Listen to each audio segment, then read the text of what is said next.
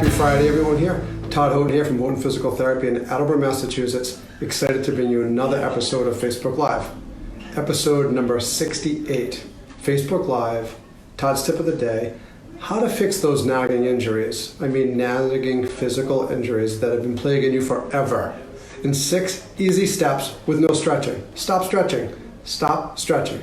In this episode, you're going to learn how you can take control of your physical injuries and how to get rid of them forever. Again, my name is Todd Houghton here in Attleboro, Massachusetts. I am fascinated with the mental and physical side of people when they come into physical therapy.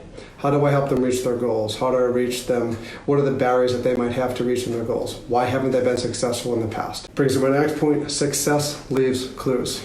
After beta testing over 15,000 patient visits over the last 5 years, no need to stretch. Stop stretching. Stop stretching your piriformis. Stop stretching your hamstrings. Stop stretching your quads.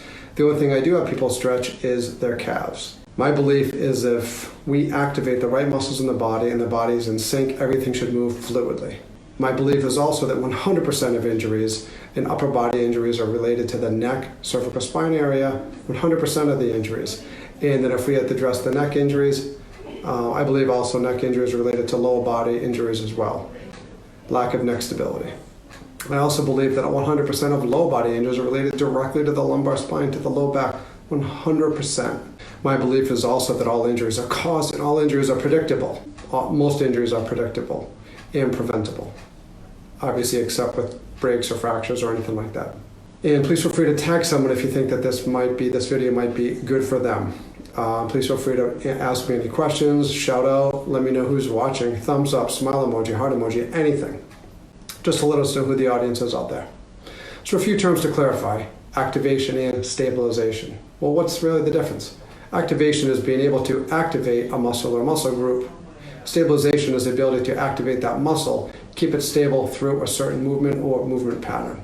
My favorite part is what are 6 easy things that you can do to stop those nagging injuries. Number 1, really, what is your purpose? What is your goal? You want to be specific as possible. And so that's the what. The second piece is the why. Why do you want to reach that goal? You got to have a goal, because if you don't have a goal, you can't have a plan. You don't have a plan, you're going to get injured. Makes no sense. Then what is going to happen if you reach that goal? Like, what is the good that's going to happen, and what's the bad that's going to happen if you don't reach that goal? It could be physical, it could be physical reasons, emotional reasons. Why? What happens if you don't reach it? What happens if you reach it? And make those really, really applicable, because it's going to help you stick to your why. I think the why is one of the most important things we can have. Number 2 is heal your body from the inside.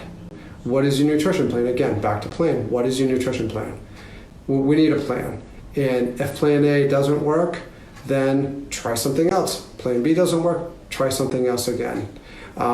It needs to be a lifestyle. You can't have a diet, you gotta have a nutrition plan that you gotta be dialed in with doing that's gonna make sense to you. And the second piece of that is, what is your water intake? This is the simplest thing that we can do. Hydrate your body, right?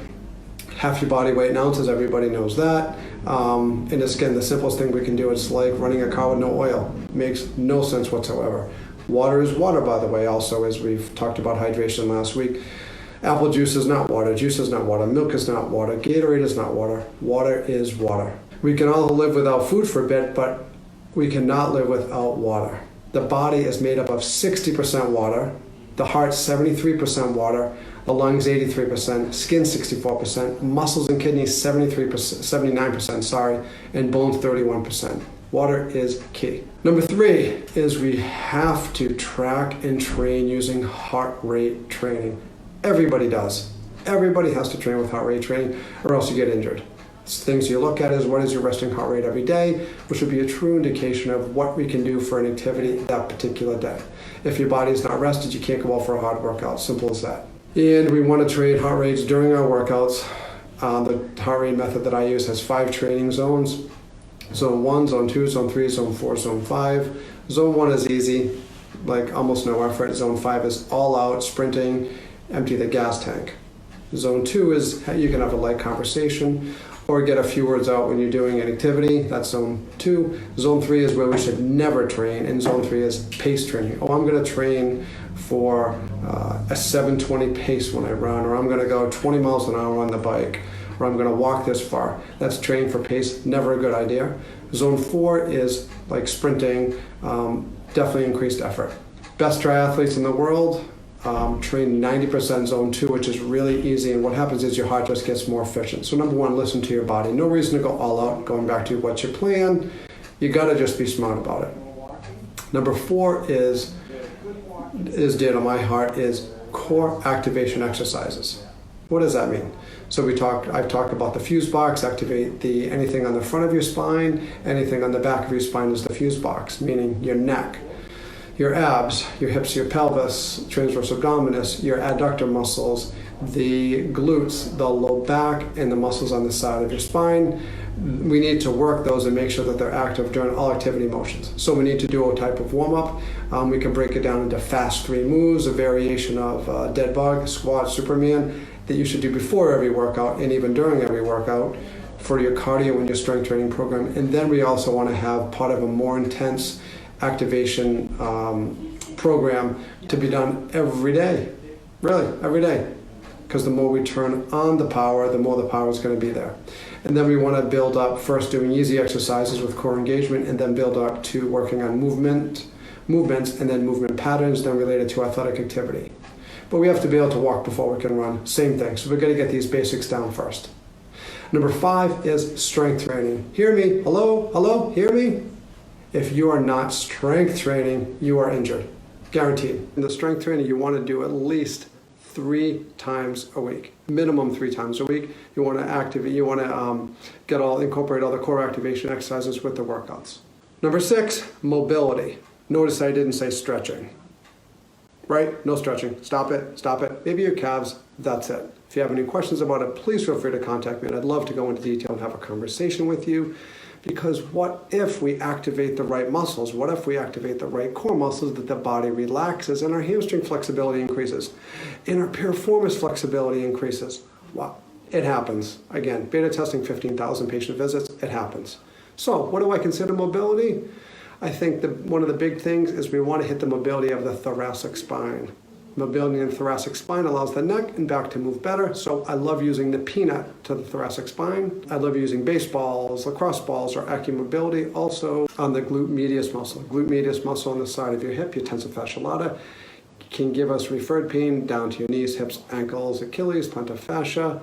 Another one of my favorite topics. So we want to work on the mobility of the glute medius, trigger point release, as well as thoracic spine mobility. And lastly would be, and this reason why it's last, is foam roll mobility for, again, thoracic spine mobility, and fascial mobility.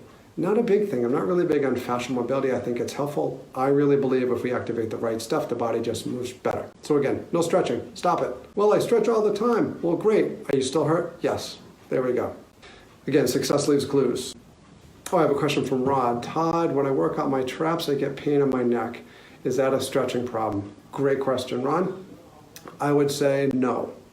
It's a postural problem. It's an activation problem, meaning that if we were able to have your body in good alignment, so our spine needs to be in alignment. We have to stack our spine, meaning that we have our head, then we have the vertebrae. We have 7 in our neck, 12 in our mid-back, 5 in our low back. When those are all stacked in the right position, the body functions well. Then, with it stacked, we need to activate the deep neck flexors. We need to activate the shoulder blade muscles. We need to activate the transverse abdominis around your belly. We need to keep those active to allow you to have good posture, and then your traps can just relax. One of the things I saw in the gym today, people doing shoulder shrugs. Stop doing shoulder shrugs. Your traps are supposed to hold up your head. They're not supposed to be lifting up weight. Then we create an imbalance, and then that's a lot of times why people have trap pain. So I answer your question, Ron, it would probably be a postural problem. Again, I'd love to reach out to me. I can send you some videos of some different things to do that will make that'll be a game changer for you. But thanks, Ron, that is a great question. Pain in your traps. It is not a stretching problem. Oh, Meg. How do you heart rate train and still have a running cadence of 180? I tried to stay in zone 2 yesterday, but I can't see the rest of your question, but I couldn't keep it. I think it's a lot easier on the road to keep a cadence of 180, but it's something you have to train for. Again, really, really, really good question. I think it's easier to do it on the road. You can get the fast pickup with the feet because you're not worrying so much about your balance and looking down. To try and take out that is something you have to think about. When you first do it, it's a little bit challenging, to get a cadence of 180, but it's something you can definitely do, something you can build up to. Initially, when you're staying at the cadence of 180, you just slow down as much as you can. Again, it's a trial and error. Definitely challenging to do, but it's definitely doable.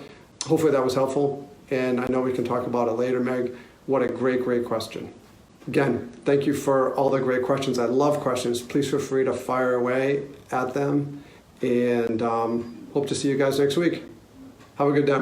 See ya.